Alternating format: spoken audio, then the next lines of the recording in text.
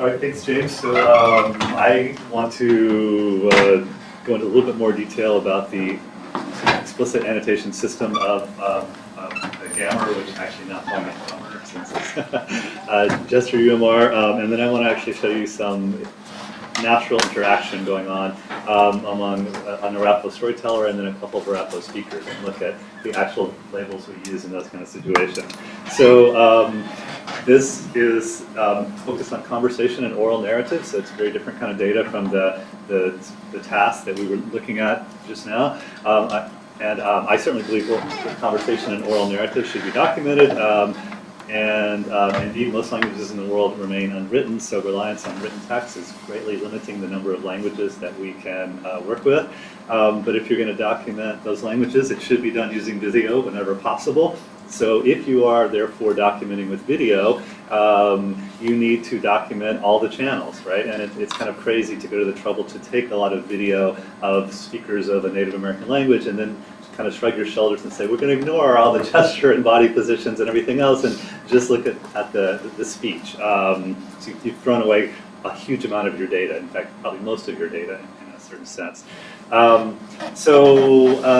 Just to, again, give a couple of references, James gave one of these already, but if you're interested in kind of just getting started or who were the first two people to read, so to speak, for gesture studies, I would suggest Adam Kendon is one, and you have the 2004 reference here, and then David McNeil is the other one that James mentioned as well, and there's a nice 2016 book from Cambridge. They're actually pretty different. McNeil is much more kind of cognitive focused, and talks about things like the evolution and acquisition of gesture, whereas Kendon is a little bit more hands-on. Let's just look at actual Southern Italian speakers talking and figure out what they're doing with their hands, that kind of thing. They both agree, however, on a central point, which was implicit in everything James was saying, but just want to make it very explicit. Speech and gesture are generated by a single unified process cognitively.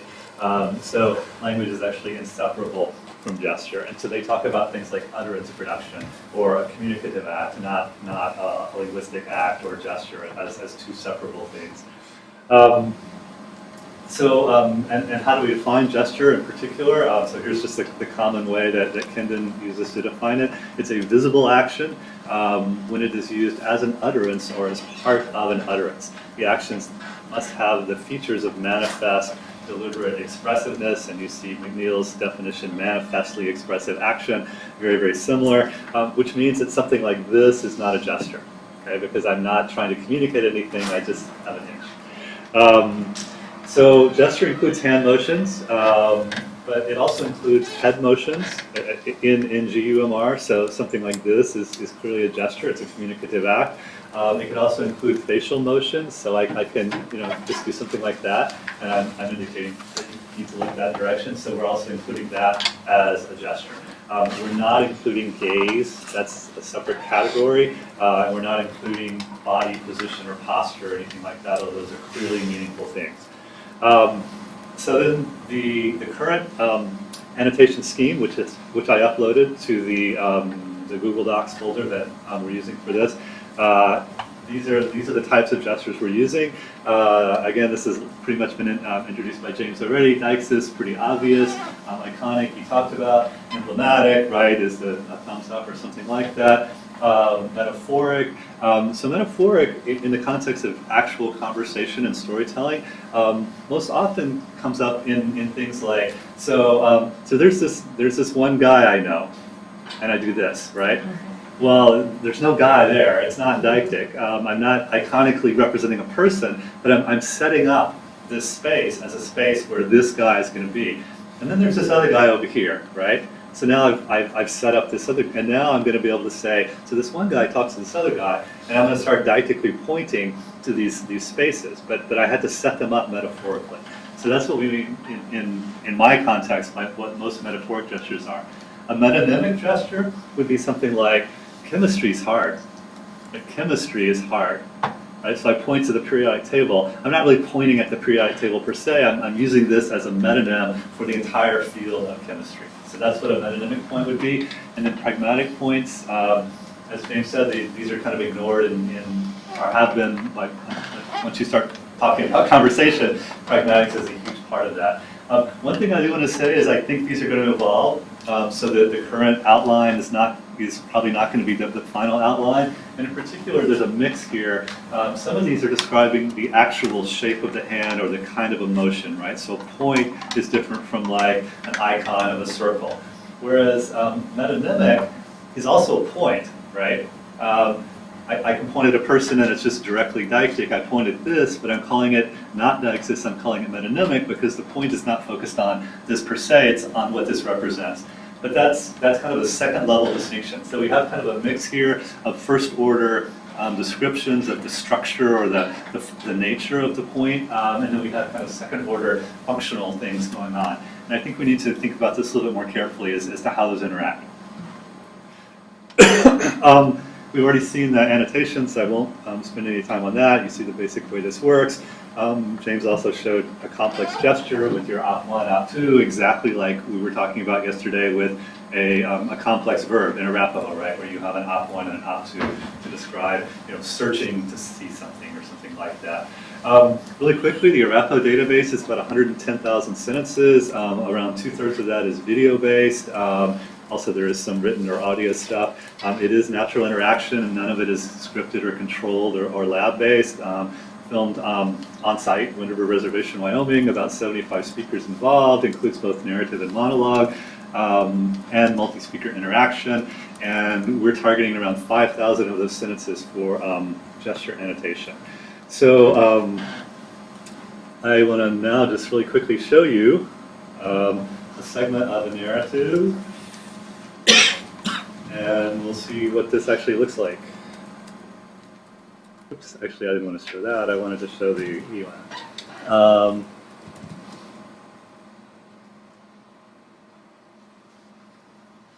I need the WAV file.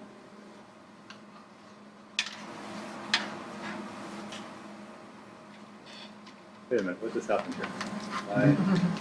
Why is my video not there?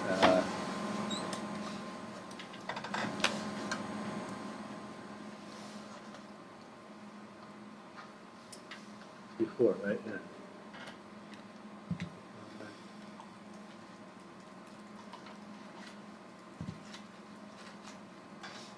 Well, I have no idea what's going on here.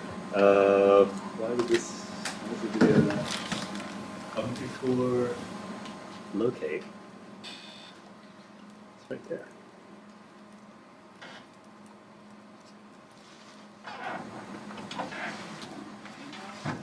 Anyone else? I'm just wondering why 146E is here, 146E is there. I'm opening this. Is it not?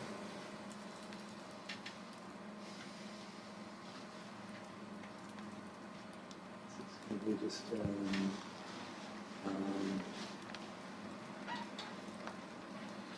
oh.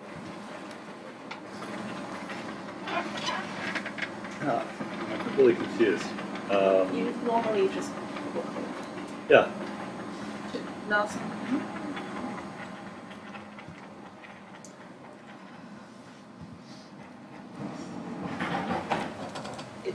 Somehow delinked. I don't know. Okay. Why would this have delinked all of a sudden? Okay. It's in the same. It's in linked files. It's already showing there. So add it. What the heck is going on here?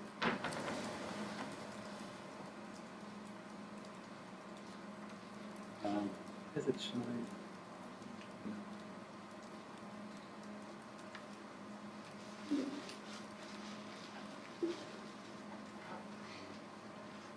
This is one of these, like, it worked 5 minutes ago when before the, okay, let's try the other one.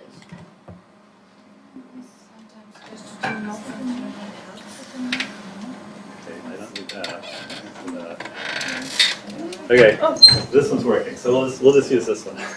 It's not. Oh, that I don't know.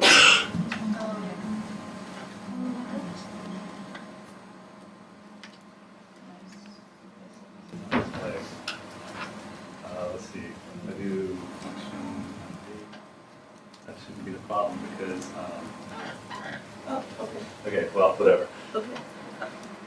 Okay. Sorry. Okay, so I was going to show a monologue, just because it's a little bit simpler when you have a single speaker, but we'll look at a dialogue, which is the most interesting thing anyway. And let's just go really quickly to the beginning of this.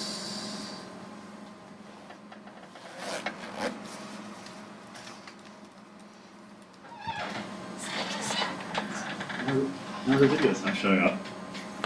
It's showing up here on my computer. Oh. He finds that could perhaps be the same thing with the link file. You just sit down. Oh, she just. That's a different thing because on my screen I've got the video. Oh, you actually see it? Yeah, I see it on my screen, Oh, but it's not that's projected. very strange. You try to play it, and then Let's see if I play it a little something else. Yeah, Simon Blackman, yeah. no. Simon and Yeah, Keith he's Steve. good, yeah. Okay, well this is a problem because not being able to see the gestures.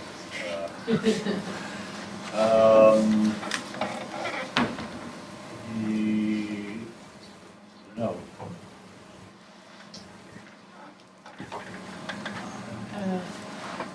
Maybe you do. Right? See if we can help. Seconds. Okay, so now I have a different issue. I have this, right? Somehow it's not. Carefully. Yeah.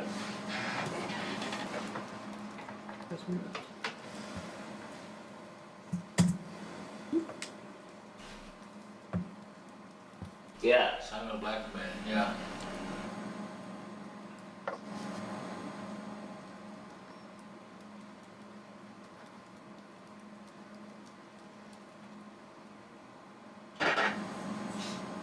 Simon and Yeah. It's neural. Yeah, I did duplicate.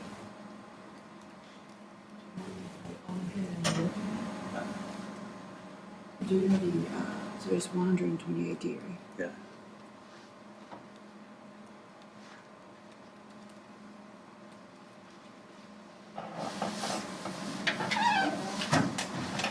One hundred twenty-eight. Right. It's going to that weird place, and I don't know why it's doing that. It's actually So, at this point, it's looking to a different circumstance. right. It actually. Let's go to documents.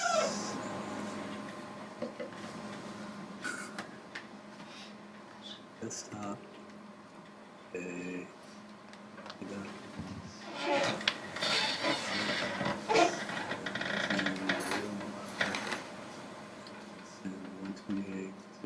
And do you want to show your drawings? Okay.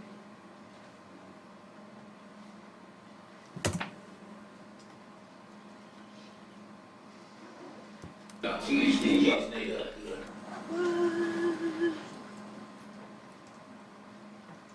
Okay. So weird. Maybe we just. Okay, my third option here is just to show the video and describe what's going on. Yep. Okay, let me try that. Okay, so let's just go back and see if this. Okay, so you can at least see the video here. So let me go to. Okay, so sorry about all this. I have no idea what's going on.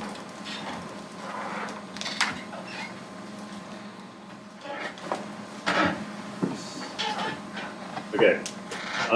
So what's going on here is this is a Arapaho speaker, and he is about to tell the story about Devil's Tower. So if you know the U.S., it's like a giant rock in Wyoming that goes up, and there's historical stories about how did Devil's Tower originate. But before he tells the story, he's actually talking about the old days when he used to hear these stories and how his grandfather used to tell the stories and how it was different in those old days from what it is now.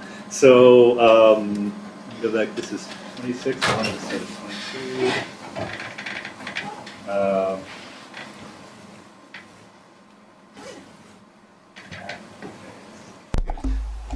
Just see on. No, he don't eat it. Makhaini sit on this Dakhani in Okay. Wait, dash, you know. What the had to be no hoon at dinner dash. Not all winning the win, jack, win. Okay. So, without being able to see the transcription, he's talking in Arapaho, and he's saying, long time ago we didn't have electricity. That's what he just said. And if we look at the point, and it's going to be really hard because I can't manipulate this very well, but And it's just easy to this Dakhani in okay. So this is just really irritating. It's like almost Can impossible. we to do. just maybe delete the screen to help Uh, the video on the second as the slides?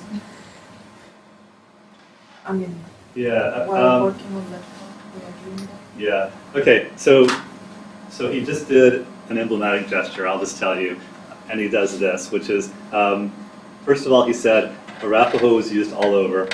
That's emblematic. It's a plain sign language gesture for everywhere. And then he said, and we learn the language really quickly. And so he's pointing at his head, which is like thought or acquisition. And then right now he's about to say, Wait, dash, you know. What the had to be no hoon at dinner dash. we were poor and pitiful long ago, is what he says here. Not all winning the win, jack, win. In our houses, there was none of this electricity. Okay, so he's pointing up at a light above his head, but what he's actually saying in Arapaho is we didn't have electricity. So that is a metonymic point, right? Because he's using the light as a broader emblem for electricity. So then he's going to go ahead and say, okay, so now he says we didn't have water inside the house. And you see what he did? He actually made a gesture of a water faucet. And you could take, it's iconic, clearly. He does this, like he's turning on the water. You could maybe argue it's metonymic because it's not really a water faucet, it's actually the whole notion of running water. So it's kind of ambiguously between iconic and metonymic. So let me anticipate what he's going to do next. He talks about that. So now he's going to say we also didn't have bathrooms inside the house. And so now he's going to start talking about outhouses, and he says he's going to say we have to go outside to use a bathroom. Wanna be here all check. Okay, so this outhouse is the word he used, and so this is representing an outhouse. It's a little house, right? So this is an iconic gesture for that little place. And now look what he's doing. He's pointing outside, didactically, to where you have to go. It's not heat on it. Okay, and then he says you have to. First of all, he says outhouse, iconic. Then he gives a didactic point for outside, and in this case, it's really is outside, although it's also kind of metaphorically outside, right? He's not so much interested in the outside of where he's talking right now. He's putting himself back in the past and talking about the outside of wherever that house would have been in the past. So we really want to say that this is, in a certain sense, also kind of a metaphorical point, right? That is talking about some kind of metaphorical outside, not the real outside in the moment. So this is what I was talking about earlier, right? That once you get into narrative and conversation, you get into very complex contextual understanding, right? Where the person has put themselves, so to speak, in a different time. And once they're in a different time, then the space they're talking about is the space relative to that time, not the space relative to the moment we're in now. And so those are the kind of complexities. And then he says you have to go outside. So he does another gesture, which is actually a complex gesture, which involves both pointing to the outside, but also he moved his hand to indicate motion to the outside. So we have to annotate that as an iconic gesture involving the motion. And then we have to have a didactic component or a directional component of the outside. So then he is going to.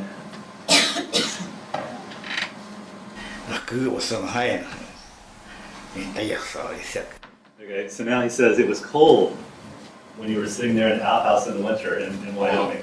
And so this is an emblematic gesture from plain sign language that he just did. But let's go back now that you've kind of seen a little bit of that. Wanna be here all Okay, a house. Chả thì này nè từ nó cứ nãy hi tao này Go outside. cứ vào sân hay Actually, referencing toilet paper. Sorry. And thấy rồi sẽ play us off, and then cứ đâu là chả notice he quickly. you wanna listen to chi tao Okay, so when he points outside again, that is now a deictic gesture again, right? Because he's pointing, but he's pointing to this outside space where the outhouse is. But of course, there is no outhouse relative to the actual document creation time, so to speak, when he's talking, right? He's again talking in the past as a child, pointing outside of his childhood house to that outhouse, which he has set up as metaphorically being outside and in this direction. Okay, so all of this is second order kind of pointing, involving reference to past time. And then he just said, now everything is inside. But just to look at this again, what he's going to say is all this stuff, and he does a gesture like this, is now inside. And so what he's doing is he's well, all this stuff, there is no stuff per se, right? So again, it's a metaphorical gesture that to indicate the things I'm talking about. And then he's going to say it's inside, which is an iconic gesture. So we'll just look at this quickly. yeah này xí này nó thấy này tiêu hơn này nó khé này Oops, I got too far ahead. Right. Ash nó tao với nó với nó chả không với nó sợ không Let me go. I want to be at 50. Why does the number not show? nó cứ nãy hi tao này nó cứ vào sân hay này Okay, there's the paper. thấy rồi sẽ cứ đâu là chả Outside, sitting there. you wanna listen to chi tao Okay. All this stuff, that's the gesture he just did, is inside. So there's a couple things that are I think worth talking about in this, despite the fact that you can't see the annotations, which I was going to show in the ELAN, or the translations. But first of all, the gestures here are flowing very quickly from one to the other. They tend to be, in some cases, very reduced, and they're much less easy to understand sometimes than in the case that James showed you, where you have a much more controlled setting, and both speakers understand clearly what the task is, and so it's like take that block and move it over here. Whereas him it's as you can see, it's a much more loose, informal style, but it's actually the style that people really use when they're actually talking, just like me right now when I'm moving my hands around like this, and I'm not even sure why I'm doing that, but it's just something about, indicating a process or something like that. But you saw, within this, you saw deictic points, you saw metaphorical gestures, these things I've been talking about, you saw a metonymic gesture to the lights, you saw iconic gestures for things like inside, let me just show you one pragmatic gesture that he uses multiple times, so I can find exactly the right spot. Let's see, where are we at? đàn này chia nó khé cho nó tin nó Okay, so what he just said is the kids were playing outside and our grandparents would call us back inside to tell a story. So now what he's going to do is he's going to say, my grandfather would now talk to us, and he's going to do a gesture like this. And my argument is that this gesture is a pragmatic gesture, and what it indicates is that what's coming next is a cultural lesson or a highly important bit of speech or some kind of command or something like that. Okay? this này sẽ had this one send này sẽ Okay, so, and what he actually says in Arapaho is, I am going to cook for you guys. And you might be tempted to think, oh, this is like a gesture meaning you guys, but I don't think it is, and I'll show you a couple more examples if I can find them quickly. But it's either this or this, and he tends to look at his hand and as he's talking. And so this is indicating, speaker saying something very important, elder talking. So maybe another example of that would be at 154. So let's see if we can get there. pin ở nữa hey pia vậy khi nào hắn chả cứ ai sử dụng chả thì just pia chả This is a gesture for darkness everywhere. It's a plain sign language gesture. So he's saying it's dark outside when they tell stories in the winter. never see back. She did it. Okay, so it's not this, now it's this time. What he's saying is, my grandfather, come inside, we were told, right? So this is not representing his grandfather per se, it's representing the grandfather's command that they're supposed to pay attention to come inside and hear the story. So that's just quickly, what it looks like, or a little bit of what it looks like to annotate actual discourse and to see the different kinds of gestures in action. So let's see, are we about done, or? You have time? Okay, well let's. We have till 10:20. At 10:20. Okay, let's try to take a look at this other video. I Again, just had a question about one of the gestures in the video. Yeah. When he's not doing one of the gestures that you described. Yeah, that one. Oh, I think he's Yeah, just the- nervous. of Yeah. this? What type of annotation do we use for this type of gesture, or is there a type?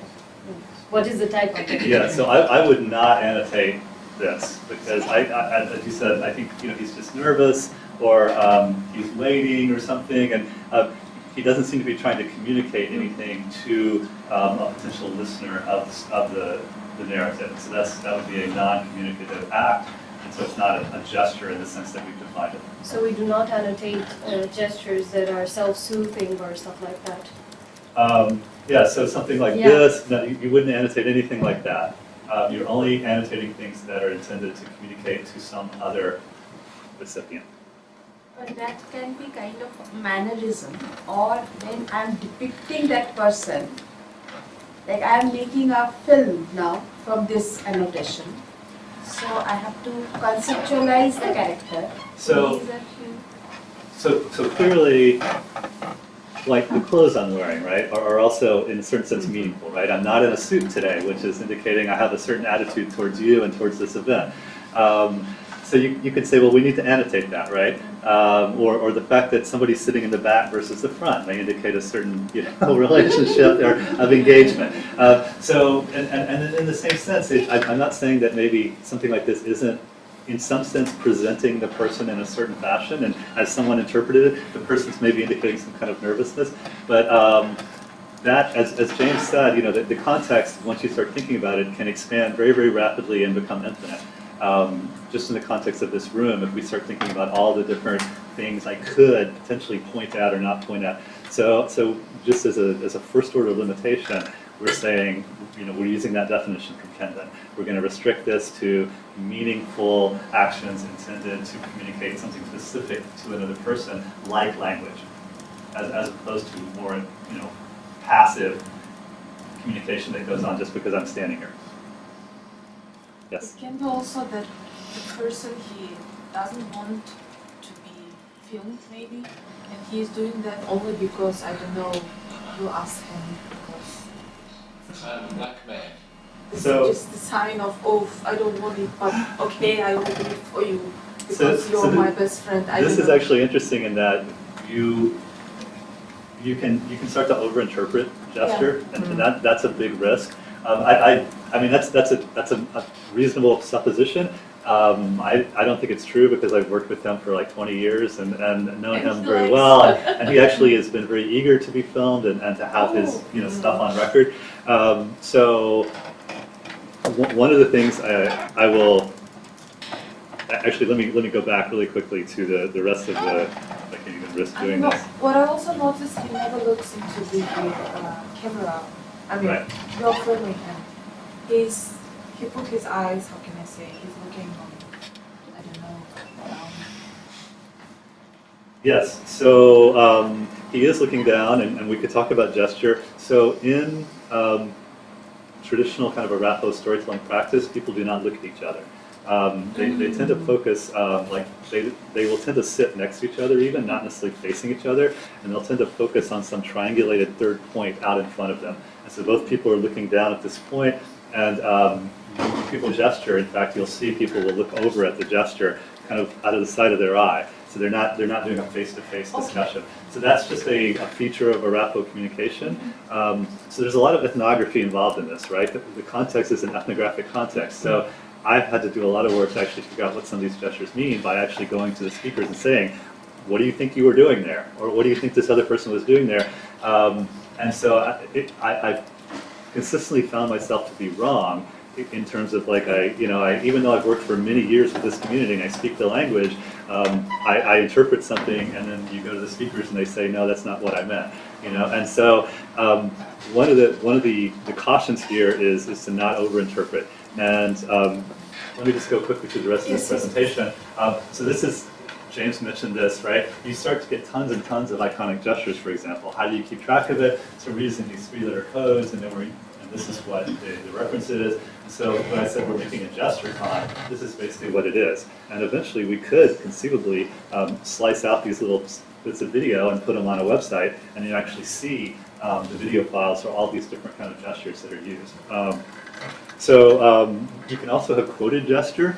So someone is telling you, I was telling this guy, go over there, right? So now it's not me telling you to go over there, it's I'm telling you that in another time, I was telling somebody else to go over there. And so you have a situation where you have an original signaler and an actor, but then the gesture content is internally complex, where you have the past signaler that's being quoted, so to speak, and the content they were producing, and then the person who was receiving that in this other situation. So another example of the complexity of these contexts. Some issues that arise. Meaning. What does the gesture actually mean? And this is the fieldwork situation. And do I even know what a gesture means in my own native language sometimes? And I would say I definitely don't. So the solution is to underspecify. And to focus at least on describing that there is a gesture and what formally is the gesture doing. So another big problem that I've come upon is speaker idiosyncrasy, that there's a lot more variation in speaker gesture practice than there is in linguistic practice. And in fact, one of the things we've had to do with conversation is you watch the whole conversation and then you label only one of the speakers. And then you go back, you watch the other speaker and you label that other speaker. And of course you take into account what they're saying to each other, but the speakers are so different that if you try to label like speaker 1, speaker 2, speaker 1, speaker 2, it is much more difficult. It's much easier just to go through and label everything with speaker 1 and then speaker 2 and then do another pass because of this idiosyncrasy. And you have to really ideally look at hours of one speaker to really figure out that this one particular gesture like that is actually this pragmatic gesture, meaning pay attention especially to what I'm saying right now. So then another question that's come up is the note of what do we mean by emblematic? Because in the original grammar guidelines, we have a distinction between deictic points, iconic, circles, and emblematic. Like okay, and emblematic means something that's not deictic and not iconic. But in Arapaho and many Native American languages, there's something called plain sign language, which is a conventionalized sign language.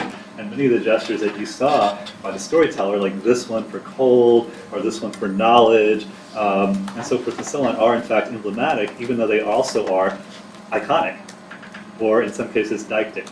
And so, depending on the culture and the communicative culture you're in, that the meaning of emblematic can be variable. So that's something that I've run into that hadn't ever occurred in the original GAMR.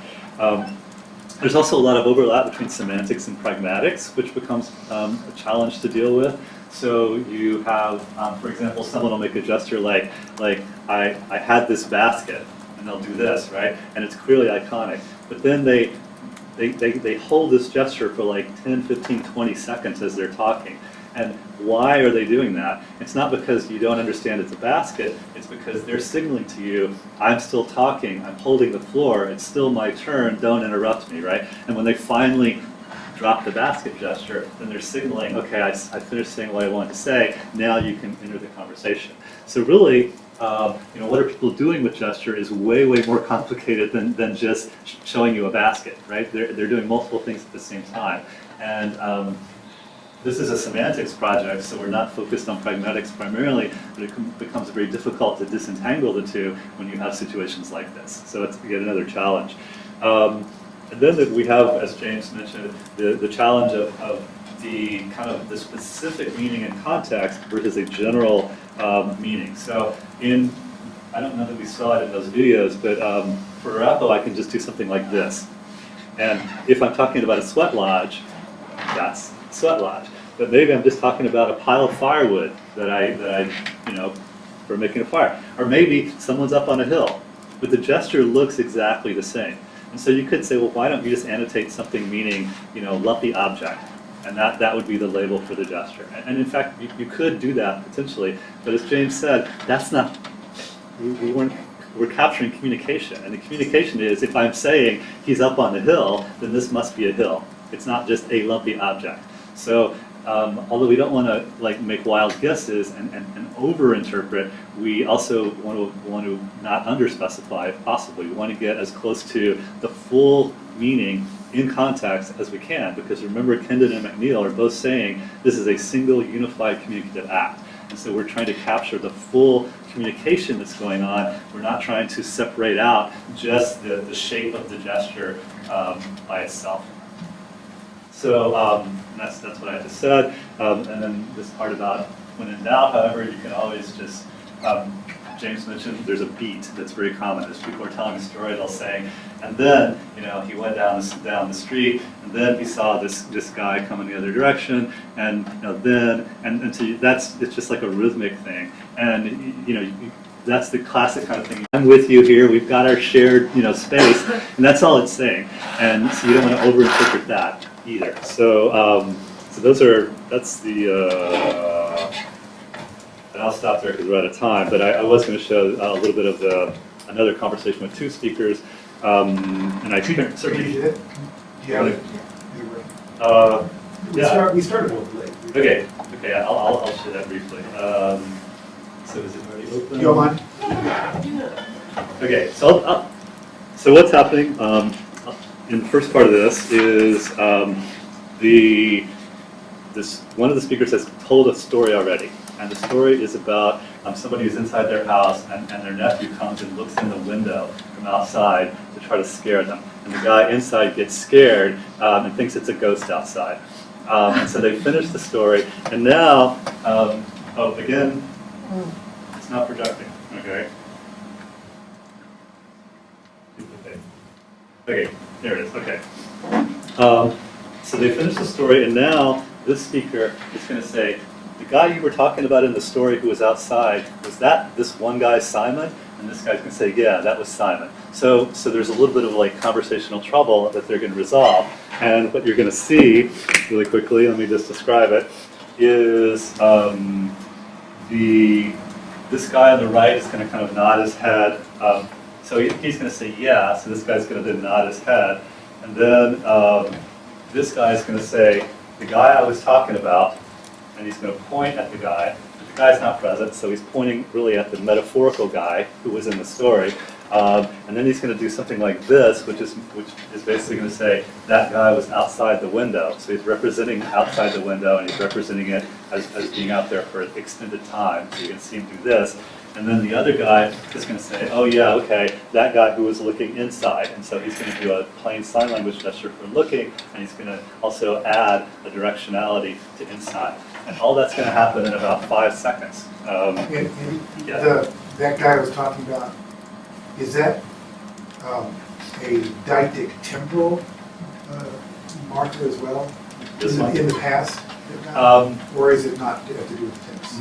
It does not have to do with tense, although since you asked, it does actually have to do, there are coded handshakes in Arapaho where if I'm pointing to a third person who I think is part of the interaction, I will point like this. Or I can potentially point like this, but it's a kind of very directed point. Whereas if I do a kind of a flippant, little thing like this, it actually indicates that it could still be someone sitting right there, but it's someone who I'm considering to be not part of the interaction or not eligible to be part of the conversation. So elders will talk about some kid and they'll do like this. Whereas if they're talking about another elder who should be participating, they'll do something like this. So it actually is signaling in that kind of a way. So they're literally flipping him off. Yeah. So let's see if we can.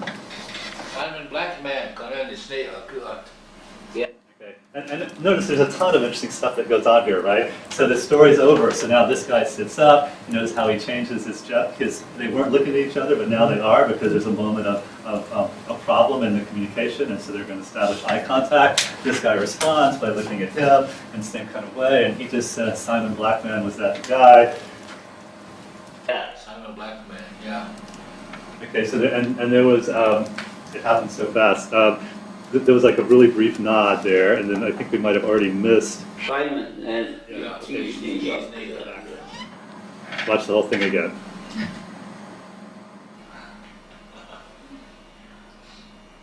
Simon Blackman. Simon Blackman kan en de snee akkurat. Yeah. Simon Blackman, yeah. Okay, did you see that? Yeah. That was the gesture, right? And it was the gesture of referring to Simon. And now he's going to do this where he's looking out the window and sees Simon outside the window. Simon and Yeah. Okay, so and notice we had a head nod there, and then it was really quick again, but he does this gesture and with the directionality to it. So again, play it one more time. Simon Blackman kan en de snee akkurat. yeah. Simon Blackman, yeah. Simon and yeah. Okay, so again, you see it. It's not a like super elaborated gesture. It's really quick, but it is there. So this And what was is his gesture? He did a pumping. yeah, Before he sort of leaned forward. yeah. That was the looking. That was looking. Yeah. So there's just so. This is kind of stuff that you could easily just ignore entirely, right? As you're transcribing, it happens so quickly. It's not dramatic or anything like that. It's very low key. That it's actually crucial to the conversation and to establishing, as you were saying, this shared space, and in this case, reestablishing or reaffirming the details of the shared space and the shared knowledge. So that's really what you're seeing going on here. So I'll stop there.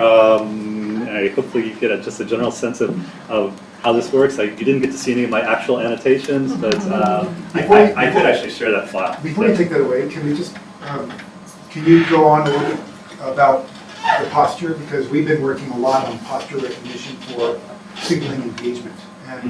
And so him moving forward like that and then directing the gaze for co-attention, that's really interesting. Yeah. So this is their kind of baseline, and he is kind of looking at the guy. This guy's clearly looking here. He's.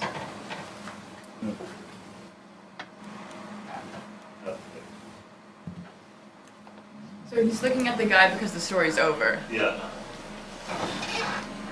Simon Blackman. Okay, so now notice what happened.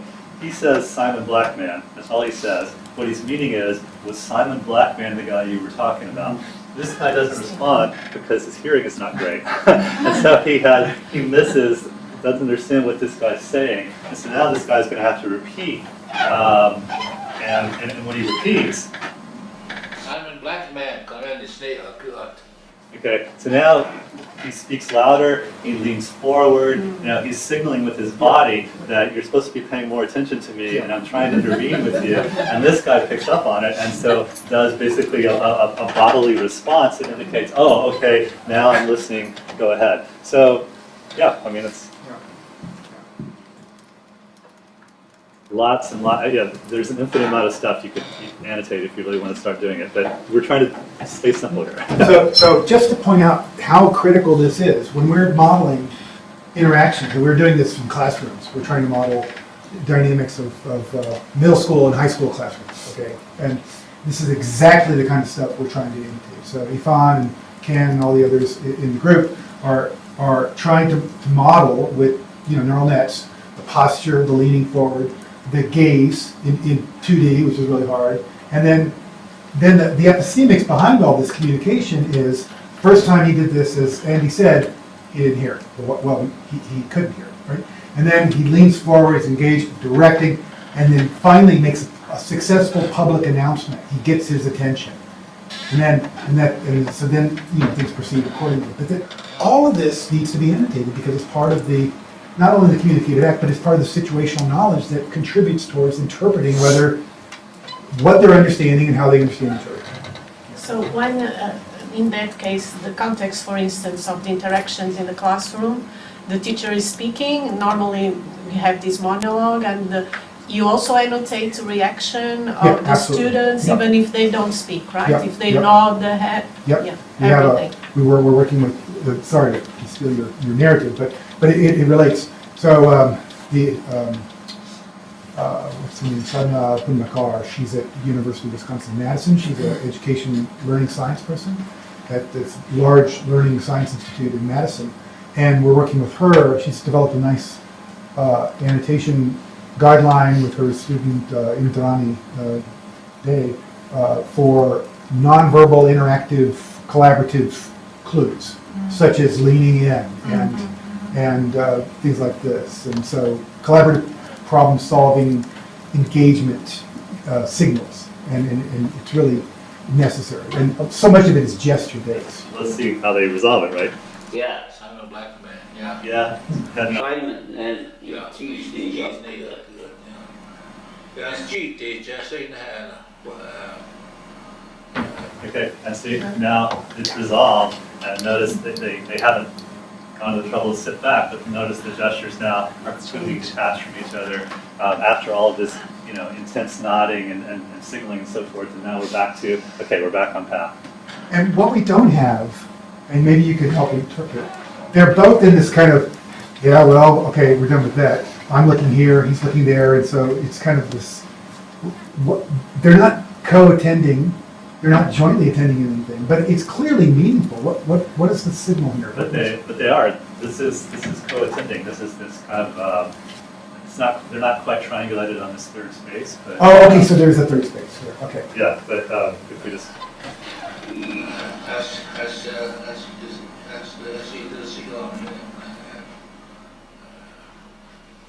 they're both thinking together. So they're thinking together, and they are co-attending to the third space. Right, and they're thinking about what they're going to do next. Interesting. And also the body, they are somehow open to each other. He's not sitting just so, but Right. he's also, how can I say, with the right or with the left, it depends.